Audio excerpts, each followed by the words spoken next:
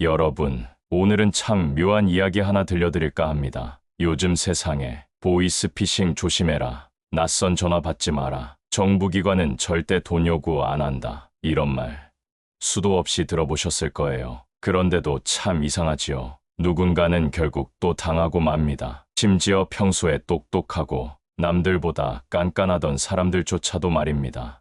또한 누군가가 보이스피싱에 대하여 말하면 나는 괜찮다, 뉴스에서 다 보았어 하며 자신있게 말을 하곤 합니다. 그런데 말입니다. 이런 자신감을 갖는 사람들조차도 실제로 이런 상황에 닥치고 보면 자신도 모르게 피해를 당할 수 있습니다.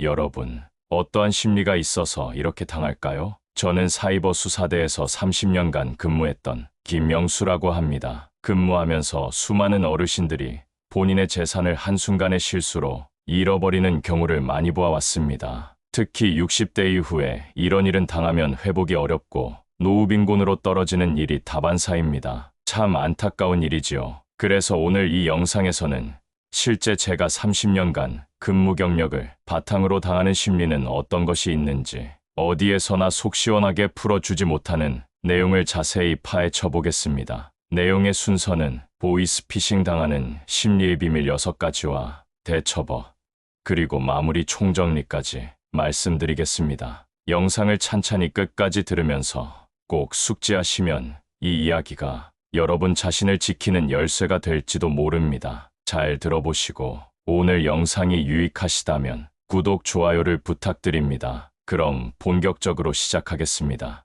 여러분, 우리가 보이스피싱을 당하는 심리는 무엇이 있을까요? 첫 번째, 심리적 함정인데요. 한번 이런 상상을 해봅니다. 어느 날 아침 커피 한 잔을 내리고 있는데 전화벨이 울립니다. 여보세요? 반대편에서는 또렷하고 공손한 목소리가 들려옵니다. 안녕하세요, 고객님. 저희는 금융감독원입니다. 고객님의 계좌에 이상 거래가 포착되어 긴급히 안내드리는 겁니다. 당신은 순간 에이, 나를 속일 수 있을까? 하면서도 그간 들어왔던 보이스피싱일 거야 하고 생각했지만 왠지 심장이 쿵하고 내려앉습니다. 여러분, 바로 나는 괜찮다는 착각이 깨지는 순간입니다. 사람은요, 본능적으로 나는 남들과 다르다고 믿고 있습니다. 나는 조심하니까 괜찮아. 나는 눈치가 빠르니까 안 당해. 나는 똑똑하니까 안 속아. 그런데 정작 위급한 상황이 닥치면 이러한 믿음은 산산조각 나버리고 흥분하여 당하고 맙니다. 이게 바로 심리의 함정입니다. 심리적 함정이란 사람들이 상황을 판단하거나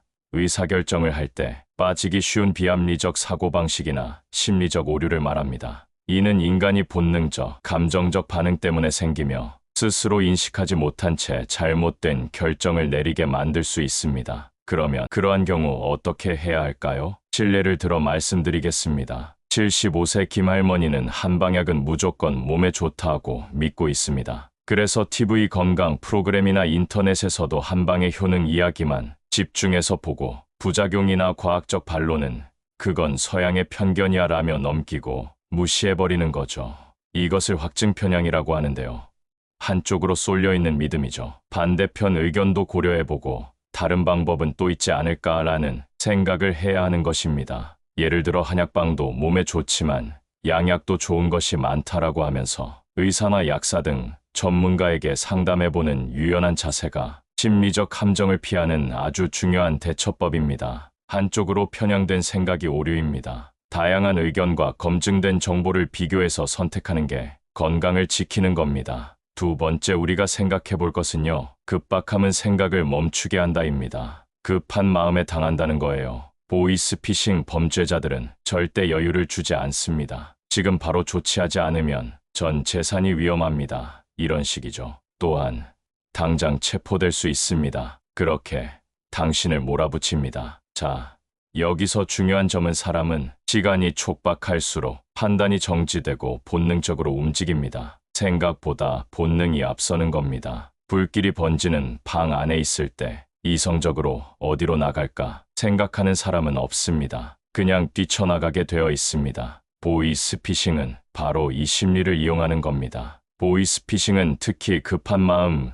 불안, 긴박함을 자극해 노인을 속입니다. 이러한 급박함을 이용한 범죄를 막기 위해서는 단순한 정보보다 현실적인 대처법과 심리적 대비가 중요합니다. 이런 심리적 대비는 이렇습니다. 숨을 크게 먼저 쉬기입니다. 전화를 받고 놀랐다면 3초간 깊은 숨을 쉬어보세요. 즉시 반응하지 말고 감정을 진정시키는 것이 첫 방어입니다. 방어책의 일환으로 지금 끊고 다시 걸게요라고 말을 하면 피싱범들은 전화를 끊지 못하도록 말을 많이 하고 공포감을 줍니다. 그럴수록 반드시 이렇게 말해보세요. 제가 직접 다시 확인하고 전화드릴게요 하고 끊고 전화를 걸어보는데 알려준 번호로 하면 안 되고 자녀나 경찰청, 은행 대표번호로 직접 확인해야 합니다. 당장 안 하면 안 됩니다라는 말이 나오면 99% 사기입니다. 아들이 사고 났다는 전화 받으면 직접 아들에게 전화하세요. 급한 마음이 들면 반드시 숨을 쉬고 전화를 끊고 생각할 시간을 갖고 차분히 대비해야 합니다. 셋째, 정서적 약점을 노린다입니다. 실례를 들어 설명하겠습니다. 어느 70대 할머니 이야기입니다. 남편은 몇 해 전에 세상을 떠나셨고 자녀들도 멀리 살아서 홀로 지내셨습니다. 하루는 이런 전화가 걸려왔어요. 어머니, 저는 아드님 친구입니다. 아드님이 급히 돈이 필요해서요. 지금 사고를 당해 곧 수술을 해야 한대요. 할머니는 깜짝 놀랐습니다. 우리 애가 사고 났다고? 심장이 쿵 내려앉았죠. 사실 목소리는 어색했고 이야기도 어딘가 이상했습니다. 하지만 내 아이가 다쳤다는 생각 하나에 모든 이성은 무너졌습니다. 여러분, 사람은 외로움, 두려움, 죄책감 같은 정서적 약점이 건드려질 때 놀랍도록 쉽게 넘어갑니다. 그럼 보이스피싱은 왜 자꾸 노인을 노릴까요?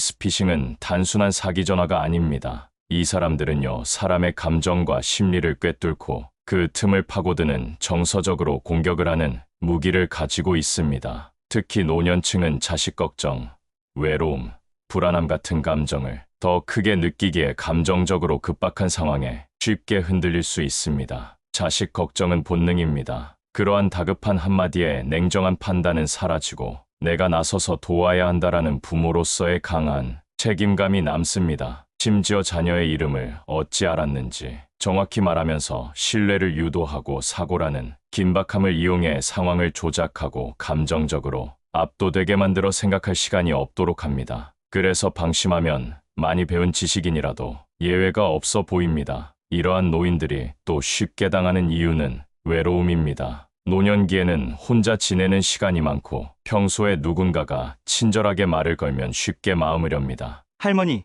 제가 은행 직원인데요.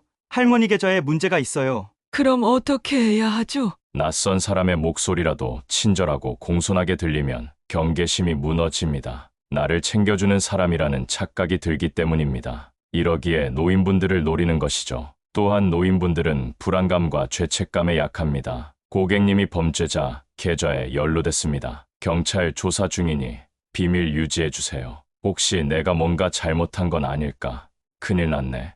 정확히 알지 못하는 상황이 벌어지면 노인들은 혹시 내가 실수했나 하는 불안감에 휩싸이게 됩니다. 범인들은 이 불안을 키워 절대 아무한테도 말하지 마세요라고 하며 고립시킵니다. 위에 신뢰를 들고 설명한 것처럼 정서적 약점을 노리는 범죄가 노년에 찾아오는 것이 또 나 자신일 수 있습니다. 그러면 대응 방법은 무엇일까요? 잘 들어보세요. 먼저 어떤 전화든 급할수록 끊어야 합니다. 지금 확인이 필요하니 끊겠습니다라고 말하고 전화를 끊어야 합니다. 만약 끊지 않고 상대를 하면 말에 꼬여 듣게 되고 말려들게 됩니다. 또 혼자 결정하지 말고 자녀, 이웃, 친구들과 상의하고 이건 혹시 사기 전화 아닐까 하고 생각을 한 번 더 생각해야 합니다. 보이스피싱은 돈을 훔치기 전에 마음을 훔칩니다. 당황하고 외롭고 불안할 때 그 틈을 노려 당신의 평생 모은 돈을 앗아갑니다. 그래서 가장 중요한 건 이것입니다. 감정이 요동칠수록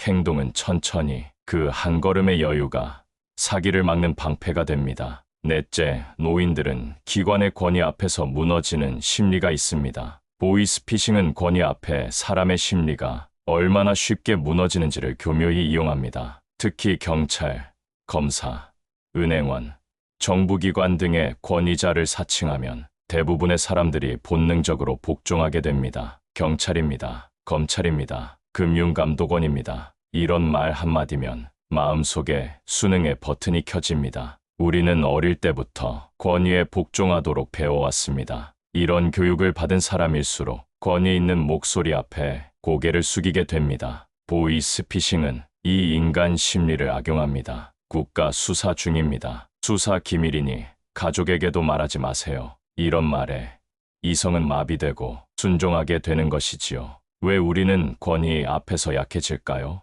어릴 적부터 우리는 권위에 복종하라는 말을 듣고 자라와서 선생님 말은 잘 들어야 해. 경찰, 의사, 공무원은 믿어야 해. 국가기관은 무조건 따르는 게 맞아. 이런 심리가 나이 들수록 더 강해집니다. 그 결과 누군가가 경찰입니다, 검사입니다라고 말하면 내가 뭔가 잘못했나 하는 죄책감과 두려움이 먼저 앞섭니다. 심리학 실험으로 증명된 권위 복종이 있습니다. 밀그램 실험 참가자들은 교수의 명령이라는 이유만으로 다른 사람에게 전기 충격을 가하는 역할을 수행토록 했습니다. 그중 60% 이상이 상대편이 고통을 호소해도 끝까지 따랐습니다. 결론적으로 말하면 사람은 권위자에게 지시받으면 양심보다 복종을 택하기 쉽다는 결론입니다.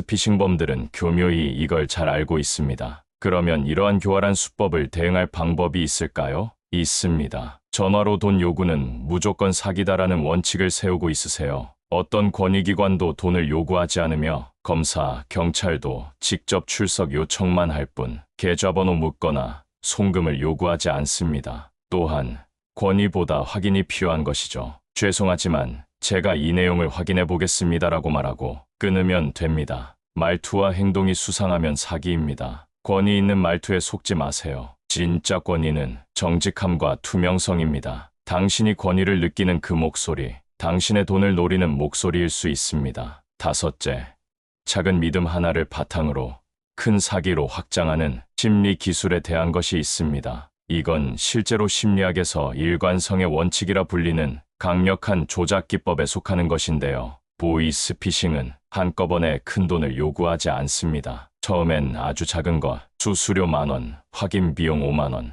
요청합니다. 그리고 작은 걸 주면 사람은 스스로 생각합니다. 설마 사기겠어? 내가 직접 해봤는데 문제 없었잖아. 자기 합리화가 시작됩니다. 그래서 조금씩 점점 더 많은 걸 내주게 되는 겁니다. 그럼 왜 작은 걸 믿으면 큰 것도 믿을까요? 사람은 스스로 일관된 사람이라는 착각을 지키려 합니다. 그래서 한 번 믿었으니 계속 믿어야지. 내가 처음에 맞게 판단했을 거야. 이런 식으로 스스로의 결정을 정당화하고 처음에 작고 사소한 신뢰가 나중에는 크고 위험한 선택까지 이어집니다. 이것을 심리학에서는 문간에 발 들여놓기 전략이라고 합니다. 작은 신뢰 하나를 시작으로 큰 피해가 일어납니다. 실례를 들어 설명해 보겠습니다. 김할머니는 서울에 거주하는 72세 평범한 할머니입니다. 어느 날 모르는 전화 한 통 걸려왔습니다. 할머니 안녕하세요. 금융감독원입니다. 고객님의 통장에서 이상 거래가 발견되어 확인차 연락드렸습니다. 김 할머니는 순간 당황했지만 목소리가 젊고 정중했고 금융기관에서 전화가 올 일이 없을 텐데라고 생각하며 대답했습니다. 성함하고 생년월일만 확인드리겠습니다. 다른 건 안 묻습니다. 김할머니는 별의심 없이 정보를 말했습니다. 이게 작은 문이 열리는 순간이었습니다. 할머니, 지금 할머니 명의로 대출이 신청되어 있고 누군가 범죄에 사용한 정황이 있습니다. 자산을 일시적으로 안전계좌로 옮기셔야 합니다. 그래야 조사기간 중 보호됩니다. 김 할머니는 겁이 났고 본인이 사기를 당한 게 아니라 피해자라고 믿게 되었습니다. 처음 정보 제공을 했기에 이제 멈추면 이상해 보일까봐 더 따르게 됩니다. 또 자신이 처음에 믿은 상대를 부정하고 싶지 않아 끝까지 따라가게 되죠. 할머니는 집 근처 은행에서 5천만 원을 인출하여 택배 기사를 사칭한 인물에게 수거 보관용 봉투에 담아 건넸습니다. 그 후 연락이 끊겼고 경찰 수사 결과 전형적인 보이스피싱이었습니다. 김할머니는 한마디 말씀하셨습니다. 그 사람이 너무 공손했고 처음에 말한 게 다 맞아서 계속 믿게 됐어요. 처음에 그냥 전화를 끊었으면 됐는데 이처럼 작은 걸 요구해서 안심시키고 큰 사기로 이어지게 되는 것이지요. 질문 하나 드립니다. 이런 사기가 꼭 할머니에게만 일어날까요? 그러면 김할머니처럼 피해를 막으려면 어떻게 해야 할까요? 전화로 신분 확인을 요구하는 경우 무조건 끊고 직접 기관에 확인하셔야 합니다. 금융기관 사칭 보이스피싱은 금융감독원 대표번호로 다시 전화하고 경찰서, 은행은 절대 전화로 계좌 이동을 요구하지 않음을 꼭 숙지하셔야 합니다. 작은 정보라도 함부로 주지 말고 이름, 생년월일, 주소 등도 절대 전화로 말하지 마세요. 또한 이러한 전화를 받으면 끊고 가족에게 무조건 먼저 상의하시기 바랍니다. 보이스피싱은 절대 다른 사람에게 말하지 마세요라고 합니다. 그 말 자체가 사기의 핵심입니다. 여섯째, 또 보이스피싱 당하는 이유 중 하나, 심리적 마비가 있습니다. 심리적 마비는 사람이 극도의 긴장, 두려움, 혼란 상태에 빠질 때 이성적 사고가 멈추고 자동적으로 지시에 따르는 현상을 말합니다. 이 상태에서는 판단력이 떨어지고 의심 능력이 상실되며 비판적 사고 정지되어, 즉 스스로 생각할 여유가 없어지고 누군가의 말이 설득력 있게 들리면 그대로 따르게 되는 상태입니다. 보이스피싱을 당하는 동안 사람은 마치 최면에 걸린 것처럼 머릿속이 하얘집니다. 생각이 멈추고 지시하는 대로 따르게 됩니다. 절박함, 두려움, 외로움, 죄책감, 권위, 이 모든 것이 한꺼번에 몰려올 때 사람은 판단하는 존재가 아니라 명령을 따르는 존재가 되어버립니다. 보이스피싱 범죄자들은 심리학적으로 마비 상태를 유도하는 기술을 씁니다. 급박한 상황 조성, 국가기관을 활용한 사기, 은행 통장 도용 같은 공포심 자극, 남에게 말하면 안 된다는 비밀 유지 요청, 이러한 교활한 심리적 압박을 사용하여 소중한 우리의 돈을 노리고 있습니다. 그럼 심리적 마비를 이길 수 있는 방법이 있을까요? 있습니다. 들어보세요. 급하게 말하거나 급하게 돈을 요구거나 지금 당장 안 하면 큰일 난다는 말이 나오면 100% 사기라고 의심하셔야 합니다. 황급하게 처리해야 할 금융 문제는 없습니다. 또한 목소리가 크고 직함이 높을수록 더 확인하고 금융감독원, 경찰, 검찰, 은행 직원이라고 해도 내가 직접 해당 기관에 전화를 걸어 확인해야 합니다. 그들이 먼저 전화하면 무조건 거절해도 됩니다. 혼자 판단하지 말고 가족에게 꼭 말하고 상의하세요. 보이스피싱은 대부분 절대 아무에게도 말하지 마세요라고 합니다. 이 말을 듣는 순간 바로 그게 사기입니다. 자녀, 형제, 지인, 복지센터, 경찰에 무조건 먼저 전화하셔야 합니다. 여러분, 여기까지 들으셨다면 아마 마음속에 한 가지 질문이 생기셨을 겁니다. 그럼 어떻게 해야 정말로 안 당할 수 있을까요? 잘 들어보세요. 큰 힘이 될 거예요.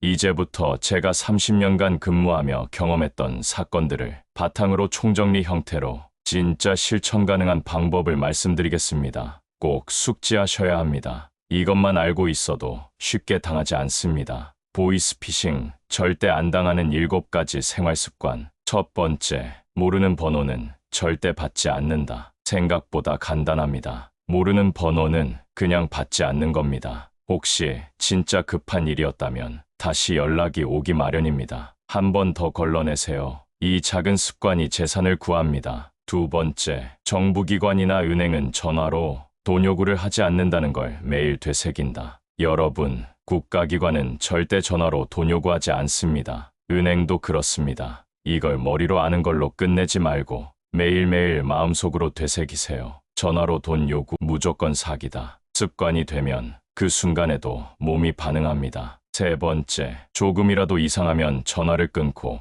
직접 기관 대표 번호에 확인한다. 금융감독원입니다. 경찰입니다. 이런 말에 놀라지 말고 딱 한마디만 하세요. 아, 알겠습니다. 제가 직접 기관에 확인하겠습니다. 그리고 바로 끊으세요. 정말 중요한 일이면 다시 전화 옵니다.